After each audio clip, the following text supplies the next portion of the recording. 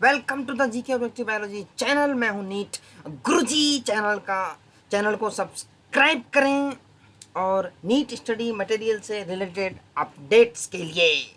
तो आज हम डिस्कस करने वाले हैं रेगुलेशन ऑफ किडनी फंक्शंस के बारे में। एक एक लाइन, एक एक वर्ड बहुत कीमती है भैया इस टॉपिक का। कहीं से भी क्वेश्चन आ सकता है और आता ही रहा है। तो functioning of the kidney is efficiently monitored and regulated by hormonal feedback mechanism involving the hypothalamus, JGA, juxtaglomerular apparatus, and the a certain extent the heart। तो तीन चीज है भैया, हाइपोथैलेमस है, जेजीए है एंड हार्ट भी है। हार्ट का रोल भी है भैया regulation of the kidney function में। ध्यान से देखें जरा।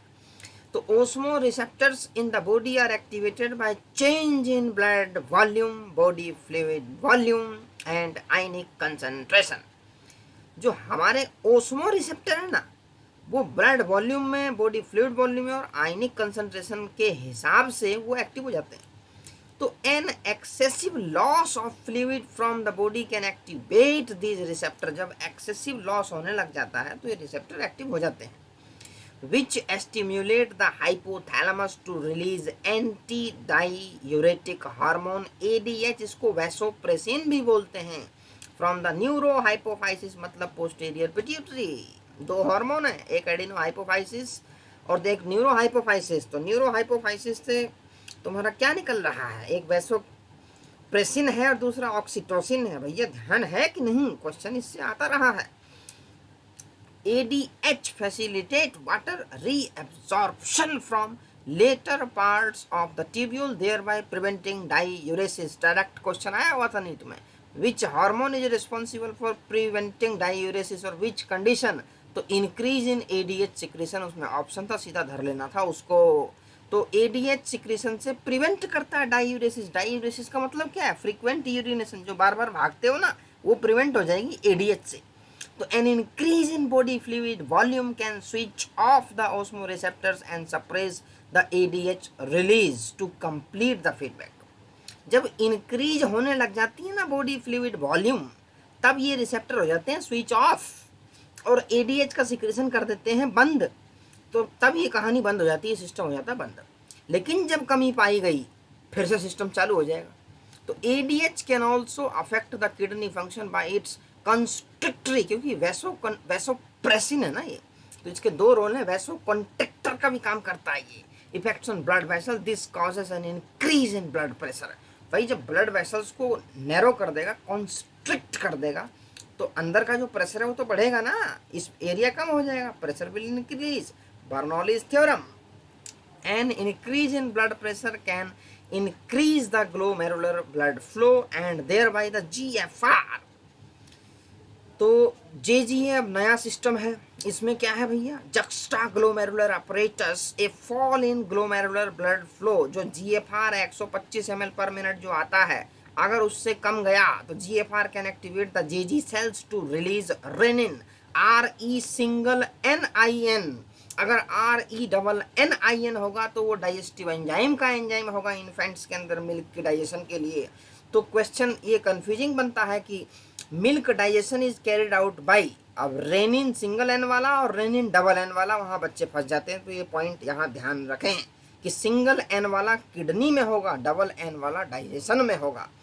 विच कन्वर्ट एंजियोटेंसिनोजिन, हमारे ब्लड के अंदर होता है, उसको कन्वर्ट कर देगा एंजियोटेंसिन 1 में एंड फर्दर टू एंजियोटेंसिन 2 में।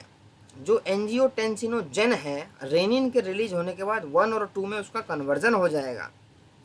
तो एंजियोटेंसिन 2 बीइंग ए पावरफुल वैसोकंट्रिक्टर, एक क्वेश्चन यहाँ से बन जाता है, तो इसको पॉइंट को ध्यान रखेंगे कि एंजियोटेंसिन 2 बीइंग ए पावरफुल वैसोकंस्ट्रिक्टर। तो increase the glomerular blood pressure, ये क्या करता है? इंक्रीज द ब्लड, ग्लोमेरुलर के अंदर ब्लड का प्रेशर बढ़ा देता है एंड देयर बाई GFR, वहाँ से उसके बाद तुम्हारा बढ़ जाएगा, जो फिल्ट्रेट होगा वो फिर से नॉर्मल हो जाएगा। तो angiotensin second also activate the adrenal cortex, इसका दूसरा फंक्शन देख लो। एड्रिनल के दो पोर्शन होते हैं, मेडुला और कोर्टेक्स, ये एक्ट करेगा कोर्टेक्स रीजन पे टू रिलीज एल्डोस्टेरोन को रिलीज कराएगा।